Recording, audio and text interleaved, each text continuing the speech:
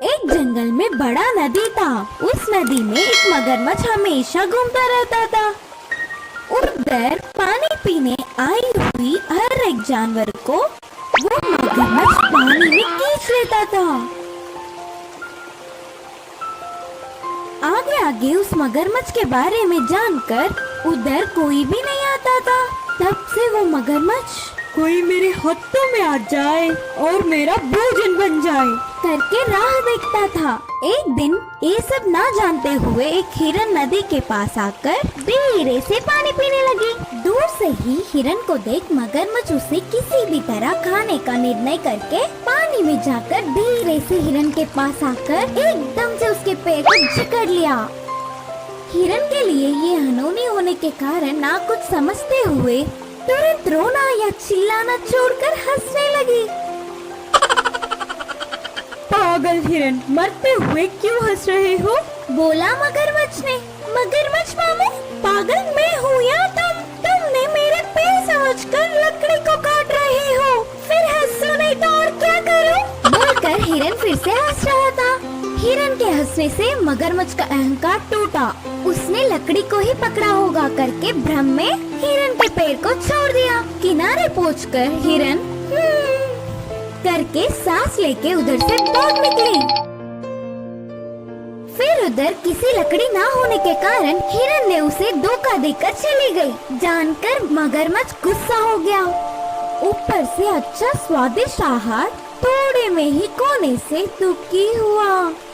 अगले दिन नदी के पास पानी पीने सियाड़ आया। तो वो सियाड़ और मगरमच्छ बहुत अच्छे दोस्त थे। उदास मगरमच्छ को देख सियाड़ ने ऐसे पूछा, क्या हुआ दोस्त, कुछ परेशानी में हो लगता है। हिरन ने उसे धोखा देकर कैसे भाग निकली। यह पूरी बात बोलकर मगरमच्छ रोने लगा। अरे रे, ऐसा हुआ है तो तुम्हारा दुखी होना ठीक ही है, लेकिन तुम्हारा दोस्त मैं हूँ। अरे भूल गया क्या? अबे जाकर उस हिरन को बहला फुसलाकर इधर ले आऊंगा, दावत मना लेना।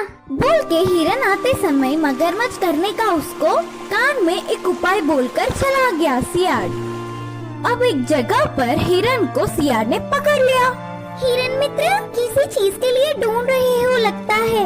अच्छा, हरा घास बहुत खा चुका, ऊपर से गर्मी के मौसम से प्यास सह नहीं पा रही हूँ। कहीं तो पानी का पूल दिखेगा करके ढूंढ रही हूँ। बड़े अच्छे हो तुम, हमारे पास में ही एक अच्छा नदी है ना। नाना, उस नदी में मगरमच्छ है। अच्छा सच? तो वो कल की बात है, अब वो मर गया। मैं सुबह ही नदी के पास गया, वह किनारे पड़ा था मर के। देखा और आराम से पानी पिया। तुम्हारा कहना मान नहीं पा रही हूँ, तो फिर चलो तुम्हारी आंखों से स्वयं तुम ही देख लो, तब पानी पी लेना। बोल के हिरन को उसके साथ ले गया सियाड़। हिरन ने दूर से देखा, सच में मगरमच्छ मरा पड़ा दिखा। दूसरी बार निर्धारित करने के लिए थोड़ी पास गई, उसमें हलचल ही नहीं था। फिर भी संदेह नहीं गया। हिरन ने उसकी बुद्धि का उपयोग कर कहा, अगर मगरमच्छ मरता तो उसके मुंह से उफ उफ करके आवाज निकलती है ना। हिरन को मनवाने के लिए मगरमच्छ उफ उफ उफ उफ उफ करके आवाज निकलने लगा। तुरंत हिरन दूर भाग के कहा कि रोको तुम्हारा नाटक, मरने वाला कोई भी जानवर आवाज करता है क्या? मेरे बातों को दूसरी बार मान गया। इस मगरमच्छ की नादानता को देख सच में हंसी आ रही है। इस बार भी मेरी बुद्धि से किसी भी तरह बच गई। अब से मुझे बहुत सतर्क रहना चाहिए। बोल के तुरंत उधर से भाग निकली। इससे मगरमच्छ सियाड़ एक दूसरों को ही देखते रह गए। इस कहानी की सीख यह है कि उस हिरन की तरह हमें भी थोड़ी सी बुद्धि दिखाकर कितनी बड़ी मुसीबत से भी